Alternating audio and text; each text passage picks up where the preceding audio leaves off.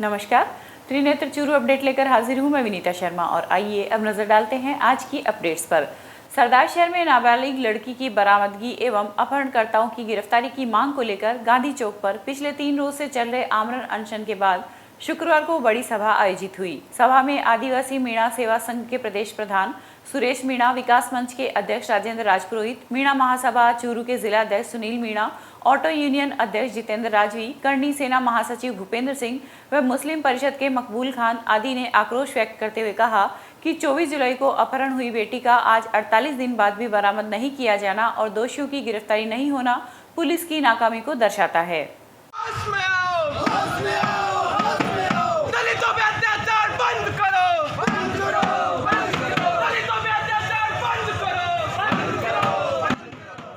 वहीं इस दौरान आक्रोशित नारों के साथ नारेबाजी करते हुए सरदार शहर गांधी चौक से पुलिस थाने तक विशाल मशाल जुलूस निकाला गया, जिसमें आक्रोशित युवाओं ने पुलिस के खिलाफ जमकर नारेबाजी कर प्रदर्शन किया।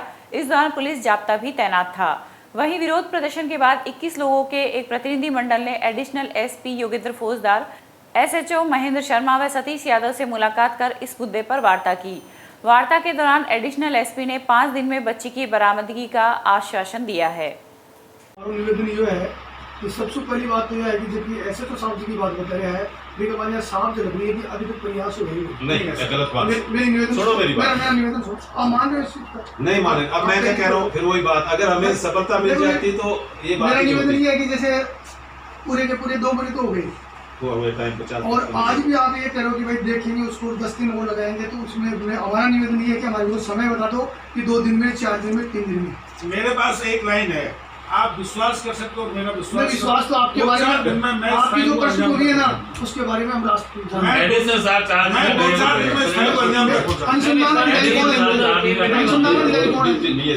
लेकिन अब ये मानो कि अब तो यही है, अभी तो अनुसंधान अधिकारी का है, तो उनसे पूछो।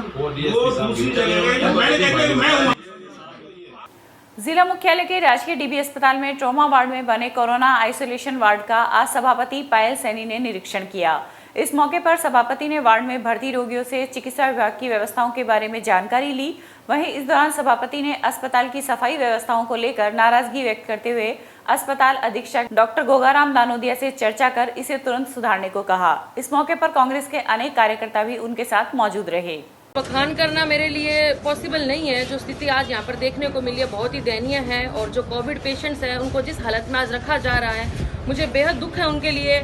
और ये बताते हुए भी बड़ा शर्म का विषय है कि जो पीएमओ साहब है उन्होंने अपनी लाचारी व्यक्त करी है कि मुझसे नहीं हो पाएगा। आज उनका ये जवाब आया है कि जितना मुझसे हो रहा है मैं कर रहा हूँ, इससे ज़्यादा मुझसे नहीं हो सकता। ठेके निरस्त करने इनको नहीं आते हैं। सफाई व्यवस्था जो है वो इतनी चरमराई हुई है, आज से पहले भी ये लगातार यहाँ पर विजिट की जा रही है और बार बार इनको प्रेम पूर्वक नम्रता से कहने के बावजूद भी आज तक ना तो सफाई व्यवस्था में सुधार हुआ है, ना ही अभी तक बेड पे बेडशीट्स आई है, बेड फटे हुए हैं। कोविड जो पेशेंट्स है जिनको 6 दिन घर पे रखा गया, होम क्वारंटाइन किया और आज अचानक से उनको यहाँ पर ला के पटक दिया। उनको ये भी नहीं पता कि हमें आज यहाँ क्यों लाया गया है, और अगर पहले लाना था तो फर्स्ट डे ले आते, 6 दिन घर पे छोड़ के आज बीच में कैसे लाया गया। खाने पीने के जो डस्टबिन है वो डिस्पोजल से भरे पड़े हैं, मास्क है, कोविड जो पॉजिटिव लोग हैं उनके मास्क जो है वो ऐसे ही बिखरे हुए हैं कहीं पर। और पेशेंट्स का कहना है कि जब से हम यहाँ पर आए हैं तब से ऐसी ही व्यवस्था है, तब से सफाई नहीं हुई है। ये कहानी है यहाँ की। फ़ोन ये लोग रिसीव नहीं करते हैं और जो जनप्रतिनिधि गण है उनकी किसी भी तरीके की कोई सुनवाई नहीं हो रही है यहाँ पर। जो पीएमओ साहब है उन्होंने अपनी लाचारी व्यक्त करी है।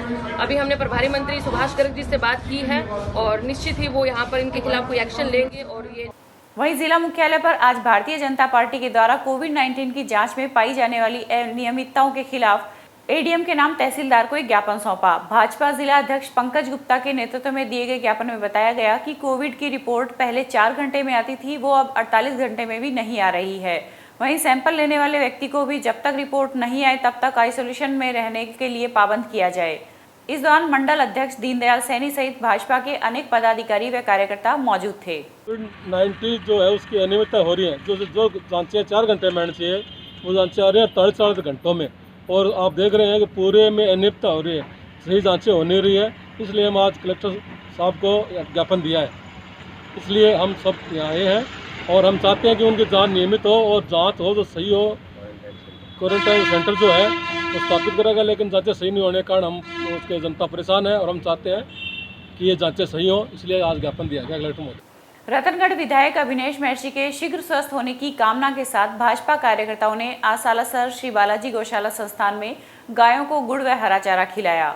गुरुवार को विधायक महर्षि कोरोना पॉजिटिव आने के बाद कार्यकर्ताओं व समर्थकों ने उनके उत्तम स्वास्थ्य के लिए ईश्वर से कामना करनी शुरू की थी। भाजपा नेता अर्जुन सिंह फ्रांसा ने बताया कि विधायक महर्षि कोरोना महामारी के संकट काल में क्षेत्र की जनता के लिए हर संभव सहयोग व सहायता प्रदान करने के लिए तत्पर रहे हैं। वहीं राजलदेसर में भी आज विधायक अभिनेश महर्षि की दीर्घायु के लिए मंडल अध्यक्ष पवन बोथरा के नेतृत्व में भाजपा कार्यकर्ताओं ने गौशाला में गायों को हरा चारा व गुड़ खिलाया तथा गौशाला स्थित श्री कृष्ण मंदिर में पूजा अर्चना कर विधायक के जल्द से जल्द स्वस्थ होने की कामना की। इस मौके पर भाजपा महामंत्री मदन दाधीच व निवर्तमान पालिका उपाध्यक्ष दीपाराम जाट सहित अनेक कार्यकर्ता मौजूद थे। विधायक माननीय श्री अभिनेश जी महर्षि के पिछले 2 दिनों से कोरोना पॉजिटिव की रिपोर्ट आई थी। आज हम सब भारतीय जनता पार्टी मंडल राजलदेसर के कार्यकर्ता श्री राजलदेसर गौशाला में पधारे आए हैं और यहाँ गौ माता को हरा चारा गुड़ खिलाया है। इसमें भारतीय जनता पार्टी के कार्यकर्ता और युवा मोर्चा के कार्यकर्ता, हमारे संयोजक शीतल खडोलिया भी हमारे साथ है और हम गौ माता से ये अरदास करते हैं कि हमारे परम आदरणीय विधायक श्री अभिनेश जी को जल्द से जल्द स्वस्थ करे, उनका स्वास्थ्य ठीक करे। ये मंगल कामना गौ माता से करते हैं और हमें विश्वास है कि गौ माता के आशीर्वाद से विधायक महोदय जल्द से जल्द स्वस्थ होकर हम समाज के बीच में सेवा देंगे। सरदार शहर में आज राजस्थान पटवार संघ ने उपखंड कार्यालय के आगे सद्बुद्धि यज्ञ कर सरकार के प्रति आक्रोश व्यक्त किया। पटवार संघ अध्यक्ष दौलत राम ने बताया कि पटवार संघ के समय समय पर वेतनमान सुधार आदि के संबंध में राजस्थान सरकार के साथ कई समझौते हुए हैं, लेकिन सरकार संघ से हुए समझौतों को लागू नहीं कर रही है और न ही वेतन विसंगति एवं वेतन सुधार हेतु नीतिगत निर्णय ले रही है, जिसके कारण पूरे राजस्थान के पटवारियों में रोष व्यक्त करते हुए आज संपूर्ण राजस्थान के उपखंड कार्यालय के आगे संघ द्वारा सरकार सद्बुद्धि यज्ञ का आयोजन किया गया है।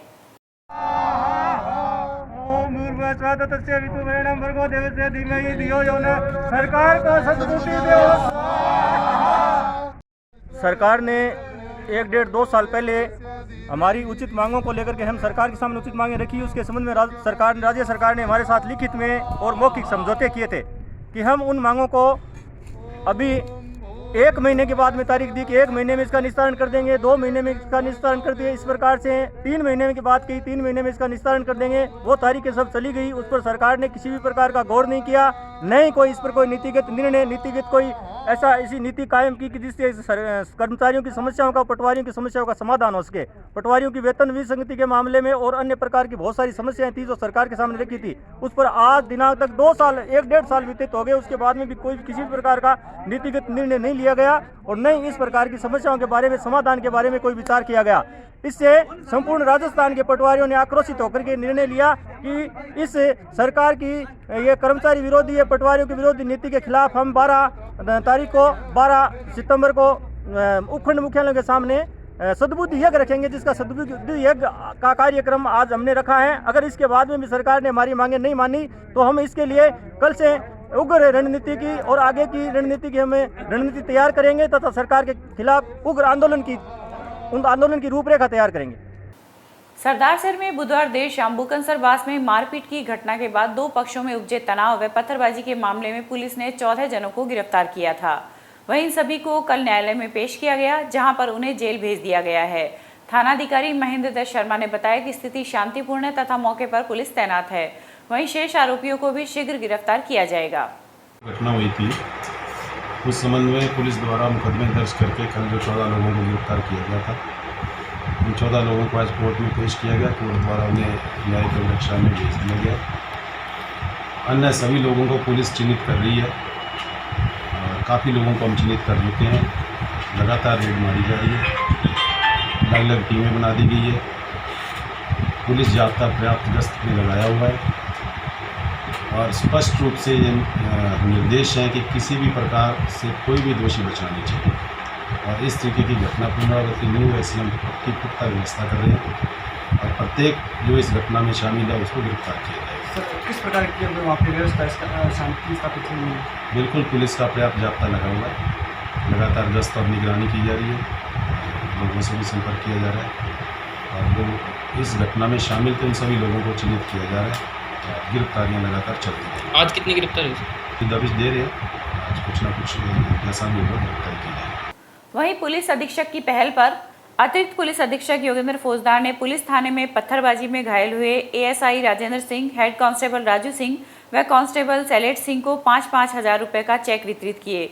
एएसपी फौजदार ने बताया कि एसपी की पहल पर अब ड्यूटी के दौरान घायल एवं दुर्घटना के शिकार होने वाले पुलिसकर्मियों को आर्थिक सहायता प्रदान की जाएगी। इसी के तहत 3 पुलिसकर्मियों को 5-5 हजार रुपए के चेक वितरित किए गए हैं। वेलफेयर फंड है, उसका हम लोग पहले बहुत उपयोग नहीं कर रहे थे, लेकिन नए एसपी साहब ने जो भी कोई ड्यूटी के दौरान कोई चोट लगती है, एक्सीडेंट होता है, तो हमने एक नई शुरुआत की पिछले 2 महीने से, जिसमें पहले भी जवानों को जो चोट लगी है उनको दिया गया। परसों अच्छी ड्यूटी करते हुए इनके पत्थर चोट लगी तो इनको जिला पुलिस अधीक्षक महोदय की तरफ से 5-5 हजार रुपये दिए गए। अब वक्त हो चुका है एक अंतराल का।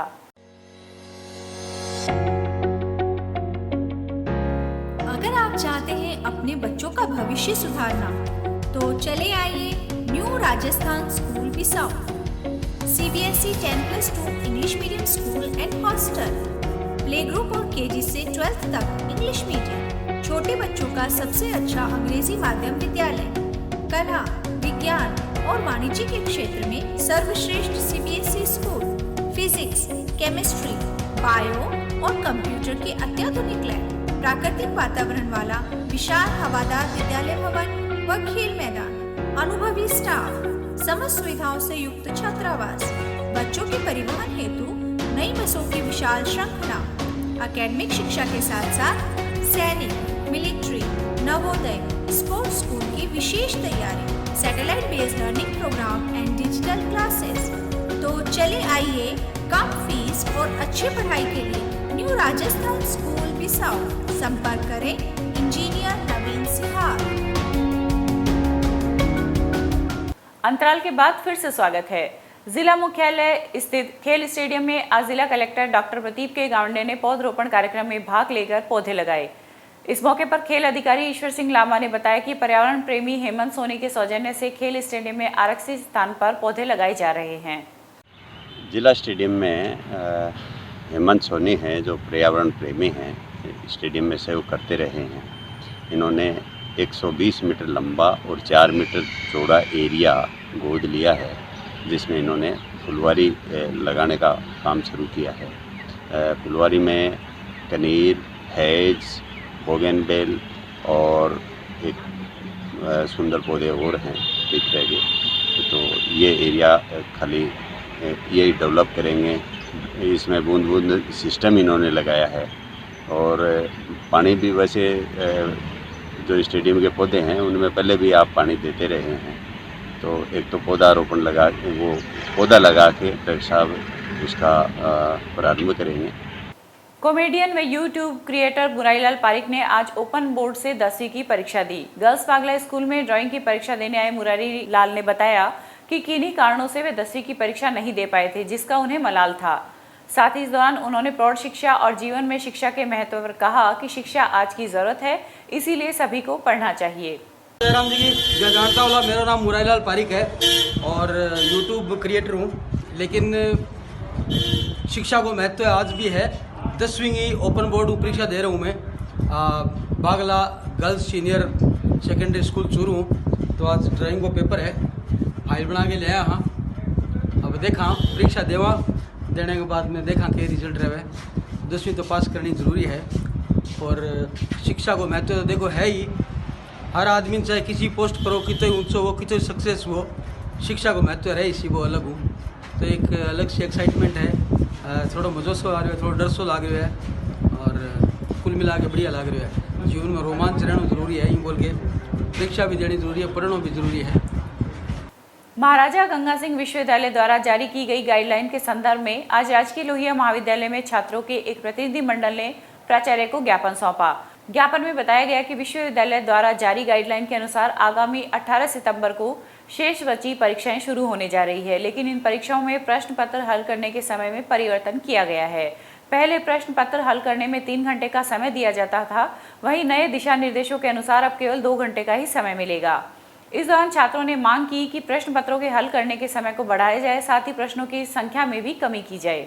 राजकीय लोहिया महाविद्यालय में समस्त छात्र शक्ति ने श्रीमान परीक्षा नियंत्रण महोदय को महाजगदीश यूनिवर्सिटी बीकानेर को महाविद्यालय के प्राचार्य दिलीप सिंह जी पूनिया के द्वारा ज्ञापन दिया है। ज्ञापन में हमने छात्र शक्ति की मांग है कि समय हमको 115 मिनट मिलना चाहिए परीक्षा में, और हमें समय मिलना है 120 मिनट, जिससे कि विद्यार्थियों के ऊपर जो भार है वो घटाने की जगह बढ़ा दिया गया है। और हमारे जो दिक्कत आ रही है वो आपको सबको पता ही, परिस्थितियाँ कोविड-19 के अनुकूल आपको सबको पता ही है, जिसके तहत विद्यार्थियों को पढ़ने में बहुत दिक्कत हो रही है। और हमें ए सेक्शन बी सेक्शन यथावत रखा गया है, जिसमें सी सेक्शन में हमको 2 के जगह प्रश्न करने की अनुमति दी गई है, जिससे विद्यार्थियों को भार बढ़ाने की घटाने की जगह बढ़ा दिया गया है। और आज हमने समस्त छात्र शक्ति के साथ दिलीप जी पूनिया प्राचार्य को ज्ञापन दिया है। चूरू की कौम काजियान के द्वारा पिछले दिनों आयोजित कार्यक्रमों में उत्कृष्ट कार्य करने वाले कार्यकर्ताओं का सम्मान किया गया।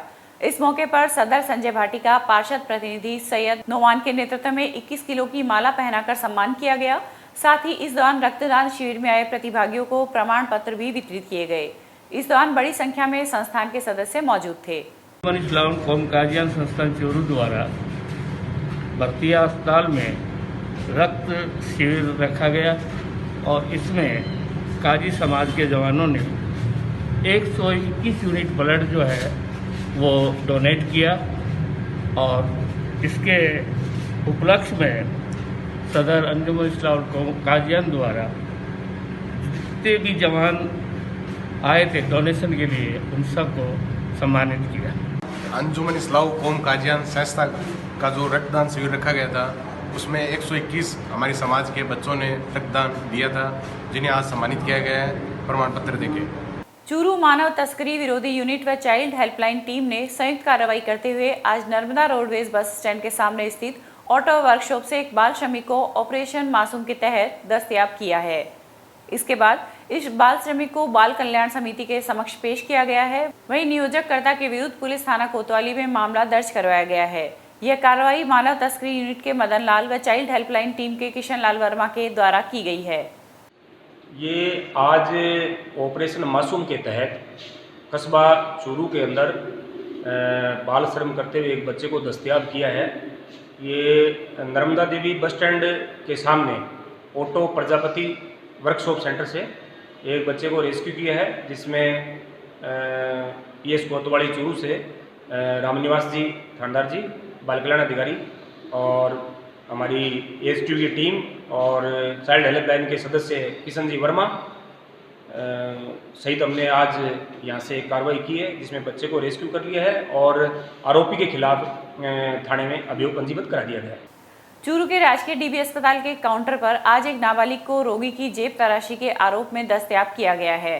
जानकारी के अनुसार पर्ची काउंटर पर एक रोगी लाइन में खड़े होकर अपनी पर्ची कटवा रहा था। उसी समय नाबालिग एक रोगी की जेब तराश रहा था।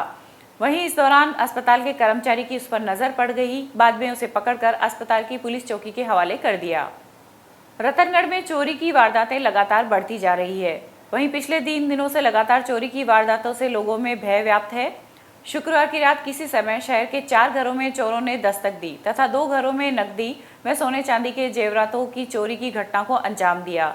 जानकारी के अनुसार वार्ड संख्या 34 में गौरीशंकर अजीत सरिया परिवार सहित मुंबई में रहते हैं तथा उनके घर में सर्फ साबुन बनाने का काम नारायण प्रसाद चांद गोठिया करते हैं। शुक्रवार को नारायण मकान बंद करके अपने घर चले गए। वहीं जब शनिवार को वह अजीत सरिया के मकान में पहुंचे तो सभी कमरों के ताले टूटे हुए मिले। इसके अलावा वार्ड संख्या 27 में स्थित किशनलाल शर्मा तथा वार्ड संख्या 31 में रामदेव मंदिर के पास लीलाधर जांगीड़ के मकान के ताले तोड़कर चोरों ने चोरी की घटना को अंजाम दिया। अब वक्त हो चुका है एक अंतराल का। Prince school and hostel Churu कक्षा 2 से 9 तक अंग्रेजी माध्यम का विद्यालय। NCERT सिलेबस के साथ सैनिक नवोदय मिलिट्री स्पोर्ट्स स्कूल की तैयारी करवाने वाला एकमात्र डे बोर्डिंग स्कूल। हर क्लास में केवल 25 सीटें ही निर्धारित। No homework, no lunch box pattern पर स्कूल में संपूर्ण व्यवस्था। शारीरिक व मानसिक विकास के लिए जिला खेल स्टेडियम में 1 घंटे का खेल सत्र। तो चले आइए Prince school and hostel Churu, Poonia colony railway crossing के पास, बिसाऊ रोड चूरू। संपर्क करें डॉक्टर प्रताप सिंह। अंतराल के बाद फिर से स्वागत है। अवैध पिस्टल के साथ रतनगढ़ रेलवे स्टेशन के बाहर एक निजी होटल के पास से गिरफ्तार 21 वर्षीय युवक को पुलिस ने सुजानगढ़ स्थित न्यायालय में पेश किया, जहां से उसे 14 सितंबर तक पुलिस रिमांड पर भेजा गया है। सब इंस्पेक्टर गोपीराम ने बताया कि आरोपी पिस्टल की बिक्री करने के लिए जा रहा था। मुखबिर की सूचना पर पुलिस ने उसे गिरफ्तार कर लिया। वहीं आरोपी 22 अगस्त की रात भी अपने 2 अन्य साथियों के साथ हथियार की सप्लाई करने के लिए जा रहा था। उस दौरान भी पुलिस ने उसके एक साथी को पिस्टल की मैगजीन व 3 जिंदा कारतूस के साथ गिरफ्तार किया था। फिट इंडिया के तहत गांव बड़जांगसर में गुगाजी नवयुवक मंडल के तत्वाधान में आज ब्लॉक स्तरीय वॉलीबॉल प्रतियोगिता का आयोजन किया गया, जिसमें 34 टीमों ने भाग लिया। प्रतियोगिता का उद्घाटन मैच रतनगढ़ इस्लामिया व लधासर के बीच खेला गया, जिसमें रतनगढ़ इस्लामिया टीम विजयी रही। राजेंद्र प्रसाद शर्मा के मुख्य अतिथि में शुरू हुए कार्यक्रम में राजेंद्र सिंह भामू व बालचंद शर्मा ने विशिष्ट अतिथि के रूप में शिरकत की। चूरू के गांव गासर के पास स्थित लोहार कॉलोनी में आज एक युवक के द्वारा कीटनाशक सेवन करने का मामला सामने आया है। वहीं परिजनों ने बेहोशी की हालत में युवक को राजकीय डीबी अस्पताल के आपातकालीन वार्ड में भर्ती कराया, जहां पर चिकित्सक उसका उपचार कर रहे हैं। कोविड-19 के संक्रमण की रोकथाम के तहत चिकित्सा विभाग द्वारा रैंडम सैंपलिंग की जा रही है।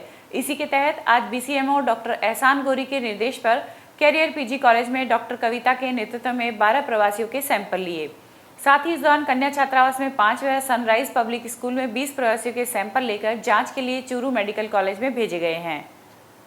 रतनगढ़ तहसील के गांव लोहा की राजकीय उच्च प्राथमिक संस्कृत स्कूल में आज दानदाता द्वारा प्रिंटर प्रदान किया गया। गांव के युवा भरत गौड़ ने स्कूल को भौतिक संसाधनों में योगदान देते हुए प्रिंटर प्रदान किया। इस दौरान उन्होंने कहा कि संस्कृत भाषा की विशिष्टता व आधुनिक परिप्रेक्ष्य में इसका पठन पाठ व प्रचार प्रसार होना बहुत जरूरी है। इस दौरान संस्था प्रधान हेमराज महर्षि ने स्कूल की उपलब्धियों के बारे में अवगत कराते हुए संस्कृत धारित विशिष्ट व्याख्यान देते हुए दानदाता का आभार प्रकट किया। निजी शिक्षण संस्थान संचालकों की बैठक आज रतनगढ़ तहसील के गांव टीडियासर में स्कूल एजुकेशन वेलफेयर एसोसिएशन के तत्वाधान में हुई। एसोसिएशन के तहसील अध्यक्ष भवानी सिंह गोलसर की अध्यक्षता में हुई बैठक के मुख्य अतिथि भुवनेश्वर शर्मा, विशिष्ट अतिथि विक्रम सिंह व विजय कुमार शर्मा थे। इस दौरान वक्ताओं ने कोरोना के बढ़ते संक्रमण पर चिंता प्रकट करते हुए कहा कि जीवन सुरक्षित है तो सब कुछ संभव है। वहीं 21 सितंबर से शुरू होने वाले अध्ययन कार्य के दौरान स्कूल संचालकों को विद्यार्थियों की सुरक्षा हेतु सोशल डिस्टेंसिंग व मास्क लगाने सहित केंद्र सरकार द्वारा जारी एडवाइजरी की पालना सुनिश्चित करनी है। सरदार शहर में ओम कुटीर के सामने मेगा हाईवे पर बाइक फिसलने से एक युवक घायल हो गया। एम्बुलेंस 108 के पायलट संदीप टोटासरा व ईएमटी संजय कीचड़ ने घायल को कस्बे के राजकीय अस्पताल पहुंचाया, जहां पर चिकित्सा कर्मियों ने प्राथमिक उपचार कर चूरू रेफर कर दिया। सूत्रों के अनुसार वार्ड नंबर 17 निवासी राकेश बाइक पे सवार होकर अपने घर जा रहा था कि ओम कुटीर के सामने बाइक फिसल गई, जिसके कारण राकेश घायल हो गया।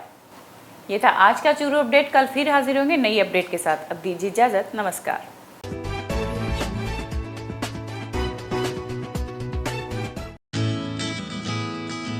Prince school and hostel Churu, कक्षा 2 से 9 तक अंग्रेजी माध्यम का विद्यालय।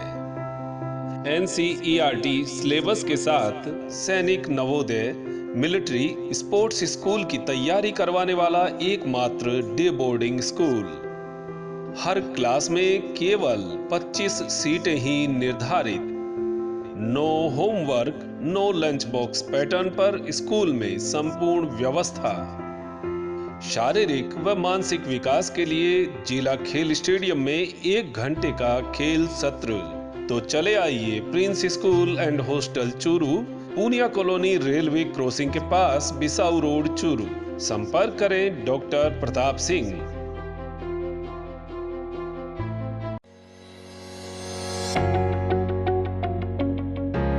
अगर आप चाहते हैं अपने बच्चों का भविष्य सुधारना, तो चले आइए new Rajasthan school Bisau. CBSE 10+2 English medium school and hostel, play group और KG से 12th तक इंग्लिश मीडियम, छोटे बच्चों का सबसे अच्छा अंग्रेजी माध्यम विद्यालय। कला, विज्ञान और वाणिज्य के क्षेत्र में सर्वश्रेष्ठ CBSE school, physics, chemistry, bio और कंप्यूटर की अत्याधुनिक लैब, प्राकृतिक वातावरण वाला विशाल हवादार विद्यालय भवन व खेल मैदान, अनुभवी स्टाफ, समस्त सुविधाओं से युक्त छात्रावास, बच्चों के परिवहन हेतु नई बसों की विशाल श्रृंखला, एकेडमिक शिक्षा के साथ साथ सैनिक, मिलिट्री, नवोदय, स्पोर्ट्स स्कूल की विशेष तैयारी, satellite based learning programme and digital classes. तो चले आइए कम फीस और अच्छी पढ़ाई के लिए न्यू राजस्थान स्कूल बिसाऊ। संपर्क करें इंजीनियर नवीन सिहार।